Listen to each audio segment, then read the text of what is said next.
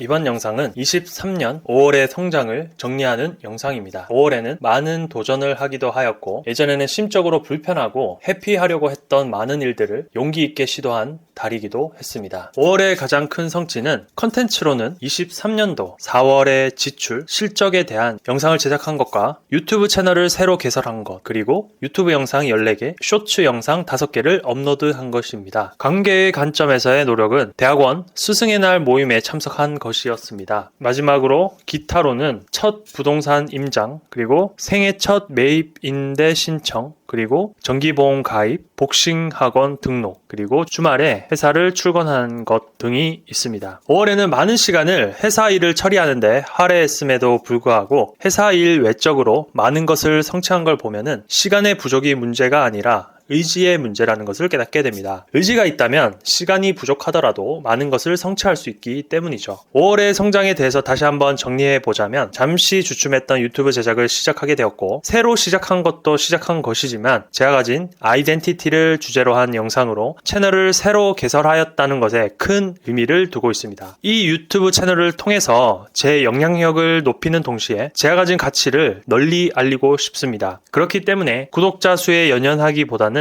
소수의 구독자일지라도 제 가치를 전달하고 제 가치를 인정해주고 가치를 통해서 도움을 줄 수 있는 구독자를 얻는 것을 목표로 하고 있습니다. 다음으로 5월 동안 가장 힘들었던 일에 대해서 얘기해 보겠습니다. 5월을 요약하자면 전월에 비해서 건강 이슈는 대부분 사라졌습니다. 회사를 가면서 해결되었다고 말씀드릴 수 있는데 변비라든지 두통과 같은 건강 이슈가 회사를 가지 않을 때 식습관과 스트레스로 인해서 발생한 것 같습니다. 그리고 회사를 다니지 않을 때에는 사회관계 단절로 인해 발생하는 어려움이 해결되면서 제가 가진 욕망을 대폭 줄일 수 있었습니다. 반면에 와이프의 해외 출국으로 인한 일주일 정도 우울감이 발생하기도 했습니다. 그리고 회사를 오랜만에 다니면서 성장통이 있기도 했는데요. 관계적인 측면에서는 대화에 잘 끼지 못한다거나 사람들로부터 겉도는 경향이 있었습니다. 이는 오랜만에 회사에서 생활을 하다 보니 긴장감과 불안감으로 인해서 관계가 다소 매끄럽지 못했던 것 같습니다. 또한 식사 때마다 사회공포증으로 인해서 간헐적으로 손떨림, 긴장, 불안감이 생기기도 하였고 가슴 두근거림, 흥분감으로 인해서 고생하기도 했습니다. 다음으로 욕망과 관련하여 갈목할 만한 개선이 있었습니다. 4월 달에는 84시간의 욕망에 소비를 했다면 5월 달에는 26시간으로 자그마치 69%가 감소하였습니다. 4월에 비해서 유튜브를 시청하는 시간을 대폭 줄였고 영화는 시청하지 않았습니다. 5월의 총 시간을 한 달로 평균화하면 하루 1시간도 시청하지 않았다는 것을 알 수 있는데요. 4월달 영상을 보시면 5월의 목표를 35시간으로 목표를 잡았는데 그 목표를 5월달에 달성할 수 있었습니다. 저는 허비한 시간에 대한 기준이 있습니다. 한 주에 7시간 아래를 목표로 하고 있는데요. 그 이유는 하루 1시간 이상은 보지 않겠다는 저만의 기준이 있습니다. 다음으로 식욕에 대해서 말씀을 드리겠습니다. 앞서 말씀드린 놀이에 대한 욕구를 줄여서일까요? 4월에 비해서 식욕에서 통제는 느슨해진 느낌입니다. 6월에는 고삐를 좀 더 잡아야 할 것 같습니다. 변명 아닌 변명을 조금 해보면 매주 출장 일정과 함께 야근으로 인해서 스트레스가 늘었고 출장과 야근 간에 놀이에 대한 욕구를 소비하는 데에는 한계가 있기 때문에 한계를 어떻게 보면 이제 식욕에 대한 욕망으로 쓰여진 것 같습니다. 5월에도 식욕에 대한 목표를 설정을 할 것인데요. 술, 야식, 인스턴트 음식, 탄산음료, 군것질을 각각 5회 이상 금지하도록 할 것이고 총 합계를 25회 이하로 만들도록 하겠습니다. 다음으로 우울증과 집중력에 대해서 말씀을 드리겠습니다. 4월에 비해서 5월에 우울증과 집중력 모두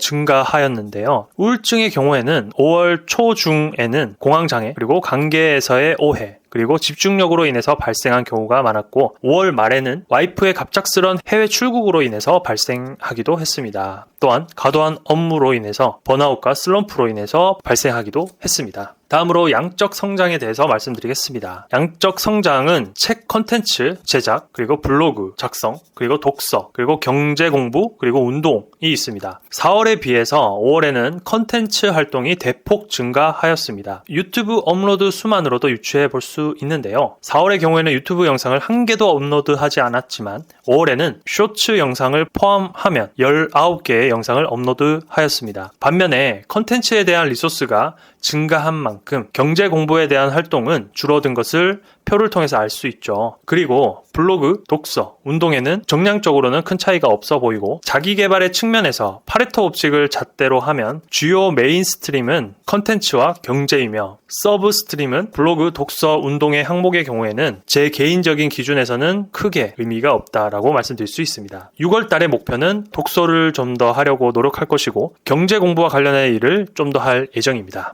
그리고 마지막으로 저는 개인적으로 쪼개기 목표를 수행하곤 하는데요. 수행하게 된 원인은 빌 게이츠가 Divide and Conquer라는 말을 했었죠. 큰 프로젝트가 있으면 단위별로 나누어서 각각을 정복함으로써 그 목표를 달성하라는 의미입니다. 이와 마찬가지로 저도 어떤 큰 목표를 세우고 그 목표를 매우 작은 단위, 어떤 부담이나 어떤 스트레스를 받지 않고도 손쉽게 달성할 수 있는 목표를 쪼개기 목표라고 하는데요. 쪼개기 목표는 다음과 같이 표를 보시면 4월과 5월의 차이는 앞서 말씀드린 자기개발과 좀 유사한 부분이 있습니다. 컨텐츠에 대한 목표를 수행한 횟수가 4월에 비해서 5월에 대폭 증가했고 경제와 관련한 활동은 대폭 감소한 것을 알 수 있습니다. 6월의 목표는 경제와 관련된 단위 목표를 수행하는 데 노력할 예정입니다. 이상 23년도 5월의 실적에 대해서 영상을 만들어 보았는데요. 다음 6월에도 저의 성장한 모습을 보여드리도록 하겠습니다. 끝까지 영상을 시청해 주셔서 감사합니다.